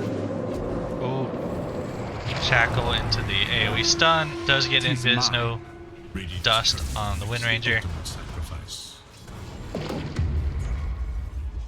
No vision on the Grimshark either. Probably one of them needs to be carrying dust. I always like to tell my cores when I'm playing support, if you have an item like this Null Talisman, that's not doing a whole lot for you 30 minutes into the game. Sell it, buy some dust, you get, especially if they're only getting away because of these kills, but we can see that the Shackle plus the Bash does get the kill on the IO. It's too strong. This setup from the Wind Ranger is going to allow the Anti-Mage to just flow through. There's the ooh, Is empty. good bounces by the Juggernaut here. Almost takes out the Anti-Mage. Anti-Mage casually stopping the farming camp. Knows that most of the damage is gone. Grimshark able to survive. Trading the IO for the Wind Ranger, but still pretty decent team fight for the Radiant. They get the Wind Ranger. They wanted to get it. Close, but not They quite. They needed something valuable there, and that Wind Ranger is definitely valuable. Almost gets the Anti-Mage, but Anti-Mage able to blink out.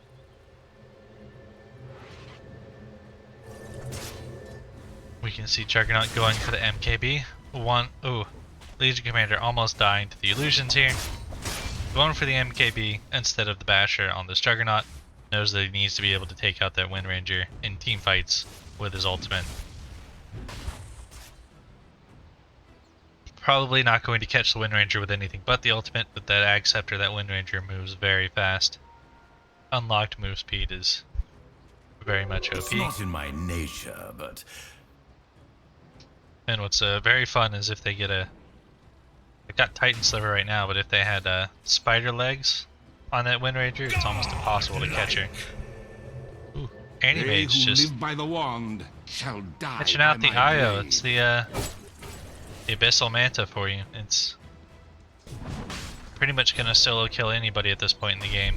Going right into the Roche pit. This is definitely Dire's Roche. There's no way that the Radiant can contest without this IO. IO's still working on his heart, not quite there yet. Hasn't been able to pick up any items in the past couple of minutes because that heart is pretty expensive and he's been getting picked off.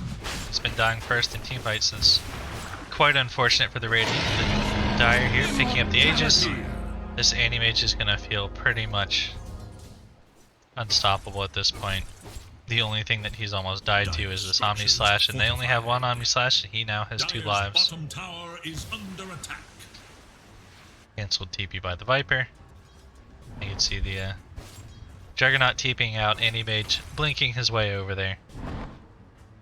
See, blink cast range, blink cooldown.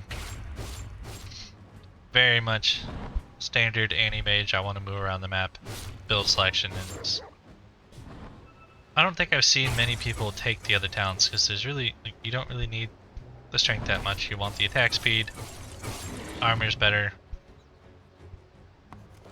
It may avoid damage multiplier. There might be a case for it, but really, minus 2 seconds on your blink cooldown it's hard to pass that up. A disappointment. Focus fire damage reduction, attack range. Yep, this Wind Ranger's just looking to do some damage. Has the Crystallis now, gonna work on that Daedalus. Is going to put out quite a bit of damage. That's what the Juggernaut's got to be careful of. That focus fire is really good against Juggernaut. Ooh, this finishes MKB, has the Paladin sword. So he's hitting a nice little power curve there. Unfortunately, IO has not farmed any items since he's been dead most of this time. IO level 20. Trying to get that heart, trying to be a little bit more survivable. Radiant knowing if IO survives, it's that much harder to kill pretty much anyone that gets jumped on. So he's just going to tether, overpower, or overcharge. Radiant's top tower has fallen. And just keep them alive quite a bit. Tower is under attack. This Anti-Mage is hitting critical mass, almost has the well, he could have the butterfly if he bought out, but wants to save for buyback. Has the Aegis. Juggernaut has to be careful because this Anti-Mage is going to blink on him in just a second. But Anti-Mage can't decide between the IO and the Juggernaut. Just decides to play it safe, go for the farm. Painted into a Oh, corner. unfortunate. The shackle shot does stop the dual damage there. They do get the kill, but no bonus damage. Would have been 20 bonus damage level 2, could have gone up to 70. Most of the blade mail now, but probably saving for buyback. Buyback starting to be very important this time in the game, as the Radiant has lost quite a few of their towers. It makes it, if you take any fights outside of your base, it's very hard for anyone to buy back and get into the team fight. But so far, just a farming Aegis on this Anti-Mage, who is accelerating very quickly. Juggernaut, trying to catch up, does pass the Wind Ranger, but is 10k net worth behind this Anti-Mage, who is just continuing to farm. Is going for the Ags and the Ag Shard, so it wants to be able to blink fragments, so it wants to be able to stick illusions on people from a distance, and wants to be able to counterspell with his illusions.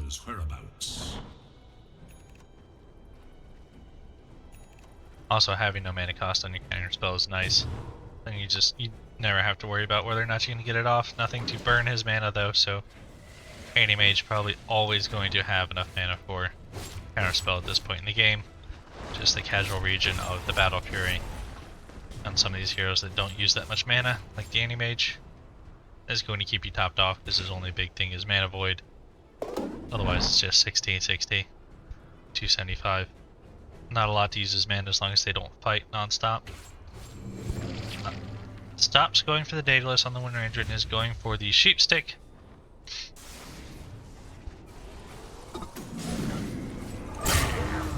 Anti-Mage killing the Sand King instantly with the Manta Abyssal. Like I said, Anti-Mage, if he catches anybody out by themselves, they're pretty much dead.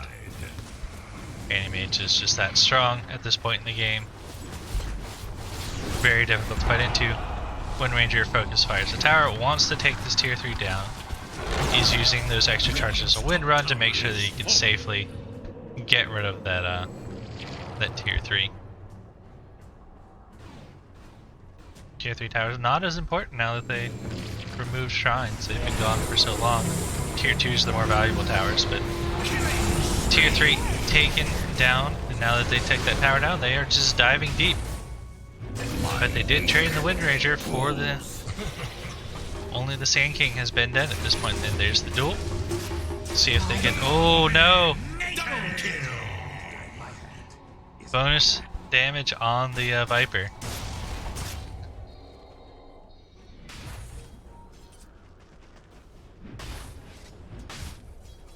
That is they do kill the Viper. That is unfortunate that the Viper is able to get the bonus damage. You really want to see that in Legion, who only has 50, has not been able to get any bonus damage off the last couple duels. Going for Halberd now, realizes that they have to do something to deal with this Anti-Mage. Oh, hint to Edge Sword. Oh, excuse me. Butterfly and Lincoln Sphere now on this Anti-Mage. He is an absolute monster. He's going to be counterspelling and Lincoln Sphereing off everything. He is not worried about duels anymore. He's not even worried about the Jug ultimate. The only way he's getting hit by Omni Slash is if he gets bounced by somebody else.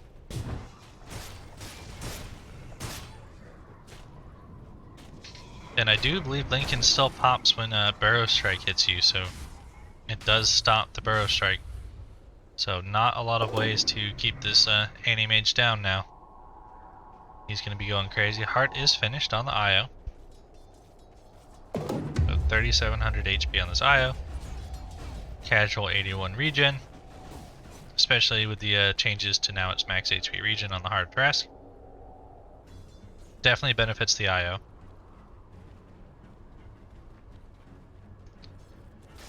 See Dire here just farming up. I was sitting down on the Radiant. See, that's where all the action's going to be. It's not going to be on this side of the map. But I'm worth so much more. Still trying to finish off the Sheep Stick on Plupo here. Basic support items on the Grimstroke. Bounty. Viper has Silence, has the Leveler, has a Pipe as well, and BKB. This is going to be a pretty decently tanky Viper, gonna be very hard to take down. Lich, pretty much the exact same items as Grimstroke,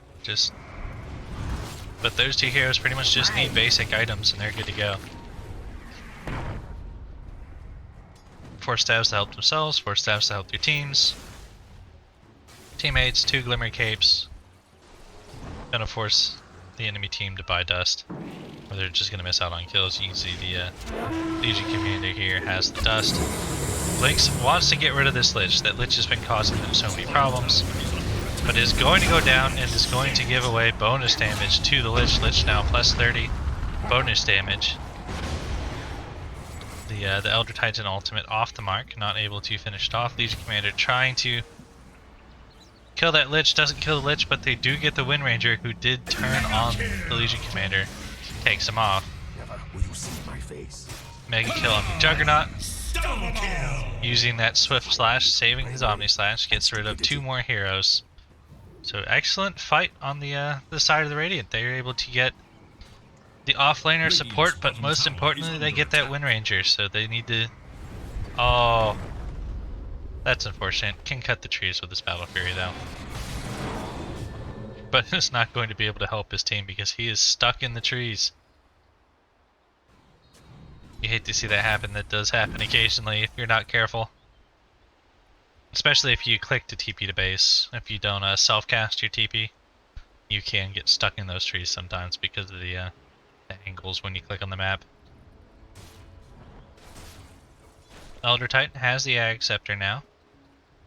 So it has pretty much the BKB for every enemy hero that he can hit with his Astral Spirit, so he's going to be a bit more tanky in the team fights. Because there is quite a bit of magic damage coming out on the side of the Radiant, or the Dire, sorry. Blade Mail. Sorry, I keep saying BKB instead of Blade Mail. Blade Mail on Legion Commander. Dire are scanning for enemies. Has the Spider Legs plus the Wind Lace, just realizes doesn't need the boots in. Those are not important. But Blade Mail, like the Blade Mail, gonna help be a little bit tanky, splash some damage back. Animage has the DD rune. No new items for him yet, still. Has that shard now. Has 6k in the bank, but working on the Ag Scepter. But he's gotta be careful, he's high enough level that his buyback is very expensive. Juggernaut moving in, has the Ag Scepter. Has the Basher now. We'll see if they're able to. Ooh, cancels the stomp. Anti-Mage going in on the IO, wants to try and take him out, but there you go. That's the only thing that can kill him is that Juggernaut with the Omni Slash, and he uses it to kill them, but they gotta be careful, these Lich ultimates doing a lot of work. They don't see the Viper, but excellent kill by the Radiant. They get both the Wind Ranger and the Anti-Mage. Anti-Mage, who got aggressive, wants to get rid of this IO, but IO has the heart, has the Sanj now. Casual, 114 regen. Very tanky, you're not bursting that IO. It doesn't matter how much mana he has, does not have enough mana for that mana void to finish him off at all. And you can see Radiant here now, they're going to take the Rosh. This is second Rosh, so they have Aegis and Cheese. So if they play it well, they have to kill this IO. If they don't kill this IO, they have essentially 3 lives on Midgetman now. So he's going to be able to use the Aegis to respawn if he needs to, but as long as IO is tethered, he can pop that Cheese first. Heal them both back up to full in the middle of a team fight, so they've got to be careful on the Dire now. This is... Aegis and Cheese is so strong when you've got an IO. Especially when you've got this farmed of an IO, because you've gone with the semi-carry IO, who was in the safe lane, but Juggernaut's the real carry here. This is causing some problems with the spirits. Legion Commander working on a sheep stick as well. I like sheep sticks. Just keep buying sheep sticks, people. They're such a good item. Hard lockdown. It's so good. Especially when it comes with just the amount of mana regen that you're going to get. Make sure you always get your spells off. A little bit of HP because you've got the ultimate orb. Sheep sticks are just, they're so good. I love them. Especially when you got a lot of stuff you gotta pop on this Anti-Mage to be able to kill him. Is under attack. Air spell plus the link is here, but you can see they were very careful. They did not pop that that counter spell ultimate and Omni Slash their own team. That only had to happen once for them to be very careful for that not to happen again. And you can see they are going to go right for tier 3s. They know they need to take this tower if they can take the racks. Ooh, Swift Slash gets one, almost gets two, kills the Grimstroke. There's the duel. Duel going to kill the Wind Ranger. Midgetman going ham here.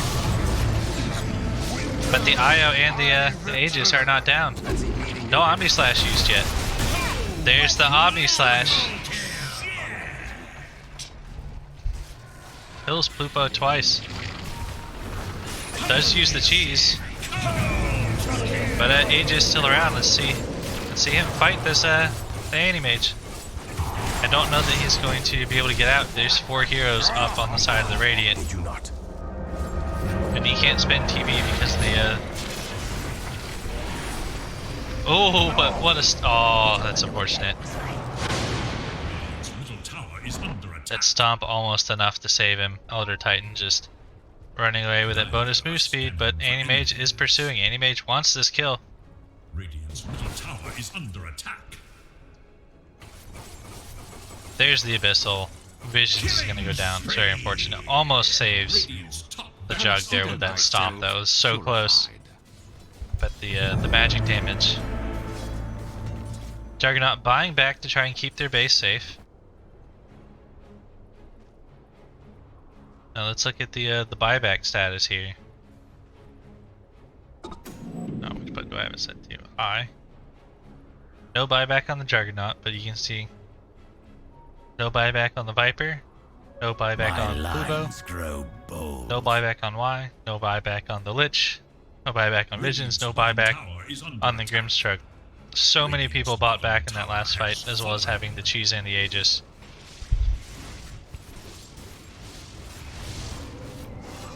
Anti-Mage has to be careful. This Juggernaut is quite strong, but ooh, he gets silenced, he gets bashed.